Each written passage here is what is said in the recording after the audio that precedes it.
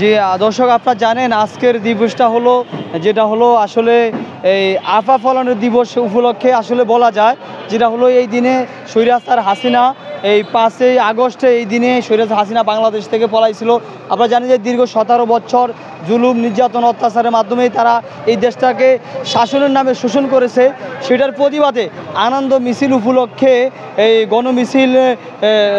গণমিছিলে এখন এই কিছুক্ষণের মধ্যে বাংলাদেশ জামাত ইসলামী উলামা বিভাগ ঢাকা মহানগর দক্ষিণের এই গণমিছিল, সেই মিছিল তারা তারা মিছিল করে সামনে দিয়ে এগিয়ে যাবেন।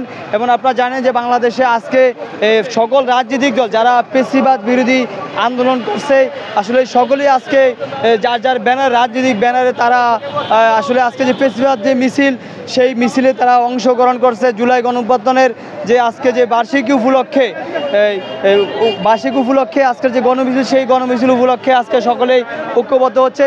আপনারা আজকে এখানে কি দাবি নিয়ে আসছেন এবং আপনাদের আজকে অনুভূতিটা কি একটু বলবেন? আমাদের যারা শহীদ হয়ে গেছেন তাদের যে মনের প্রত্যাশা ছিল বৈষম্যহীন বাংলাদেশ গড়া, শোষণমুক্ত বাংলাদেশ গড়া এবং মানুষের মুখের বা ভাষার স্বাধীনতা দেওয়া, মানুষের অধিকার মানুষের কাছে কাছে দৌড়ে পৌঁছে দেওয়া, সেই প্রত্যাশাকে বাস্তবায়ন করার জন্য আমরা শেখ হাসিনার সেই পালানো দিবস, স্বৈরাচারী শেখ হাসিনা সারা দেশকে ধ্বংস করে দেশের প্রতিটা সেক্টর, অর্থনীতিতে শুরু করে শিক্ষা, স্বাস্থ্য, মানুষের প্রত্যেকটা জীবনের দিককে ধ্বংস করেছে।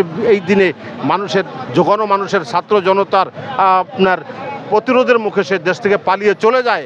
তারই প্রতিবাদে আজকে সুক্রিয়াতান আমরা এই মিছিল করব, যাতে আমরা একটা বৈষম্য মুক্ত সমাজ গড়তে পারি সেই প্রত্যাশায়। জি আসলে যে অনেকেই বলতেছে হাসিনা পলায়নি, হাসিনা এমনি আসলে তাকে জোর করে এই দেশ থেকে আদান হয়েছে, এই ব্যাপারটা কীভাবে দেখছেন? এটা তো আসলে তার নেতা কর্মীদেরকে সান্ত্বনা দেওয়ার জন্য, কারণ সান্ত্বনা তো দিতে হবে। বাংলাদেশের আওয়ামী লীগের লোকজন যারা আছে সে তো পালিয়ে, তার নেতাকর্মীরা সহ দেশ থেকে পালিয়ে গিয়ে ওখানে শান্তিভাবে বসবাস করছে, কিন্তু এখানে নেতাকর্মীরা যেভাবে আছে তাদেরকে আন্দোলন এবং সংগ্রামে যদি উজ্জীবিত করতে হয় তাহলে তাদেরকে এই কথা বলতে হবে যে আমরা আবার ফিরে আসছি। এই কথা বলে তারা বাংলাদেশের তাদের যে নেতাকর্মীরা রয়েছে তাদেরকে উজ্জীবিত করার জন্য চেষ্টা করছে। মূলত বাংলাদেশ নয়, সারা পৃথিবীর ইতিহাস হলেই যেই সকল নেতারাই দেশ ছেড়ে বিদেশে চলে গেছে, পালিয়ে গেছে, তারা আর পৃথিবীতে ওই দেশে আর ফিরে আসার মতন কোনো নজির নেই। অতএব বাংলাদেশেও তারা আর ফিরে আসার মতন কোনো অবস্থা নেই, আমরা এটাই মনে করি। আসলে অনেকেই বলতেছে আওয়ামী লীগ যদি ক্ষমা চায় জনগণের কাছে, আসলে তারা ফিরে আসার সুযোগ আছে, এই ব্যাপারটা আসলে কেমন? আসলে ক্ষমা চাইলেও যে সকল শহীদদের জীবন হরণ করেছে তাদের বিচার হবে। বিচার হওয়ার পরে যদি তারা ক্ষমা প্রার্থনা করে তাহলে সেখানে তারা আবার তাদের স্বাভাবিকভাবে তাদের রাজনীতি করার অধিকার ফিরে পেতে পারে, এটা আমরা মনে করি। আসলে যে অন্তর্বর্তীকালীন সরকার যে বললেন যে আসলে তাদের সাময়িকভাবে নিষিদ্ধ করা হয়েছে, তারা নির্বাচন অংশগ্রহণ করতে পারবে, আসলে এই ব্যাপারটা কিভাবে দেখছেন? প্রথমত এটা আইনগত বিষয়, দ্বিতীয়ত হলো অন্তর্বর্তীকালীন সরকার তখনকার অবস্থাকে ট্যাকেল দেওয়ার জন্য এই কথাটা বলেছে। আমরা অবশ্যই এটা মনে করি না যে সাময়িক নিষিদ্ধ। আওয়ামী লীগ ফ্যাসিস্ট এবং সহযোগীরা চিরদিনের জন্য বাংলাদেশে নিষিদ্ধ। যতদিন পর্যন্ত তাদের অতীতের কর্মতৎপরতার জন্য তারা জাতির কাছে তাদের বিচার না হবে, বিচারের পরে প্রকাশ্যভাবে জাতির কাছে ক্ষমা না চাবে, ততদিন পর্যন্ত তাদের এদেশে ফিরে আসার কোনো সুযোগ নেই।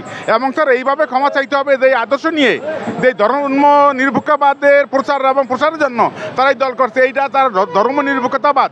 কখনো এদেশে তারা ক্ষমা চেয়ে আসলো আর তো প্রচার করবে না, এই আদর্শ এদেশে ছড়াবে না।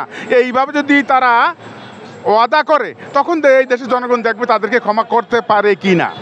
সকলে ঐক্যবদ্ধ হয়ে দেশ তো স্বাধীন করছেন, এখন আগামী নির্বাচনটা কি আসলে আদৌ মনে করেন যে সুস্থ হবে কিনা এবং সঠিক টাইমে হবে কিনা? আমরা আশা করি বাংলাদেশ জামাত ইসলাম আলহামদুলিল্লাহ বরাবরই শান্তির পক্ষে, কোনোদিনও অশান্তি হয় এমন কোনো কাজ জামাত ইসলাম করেনি।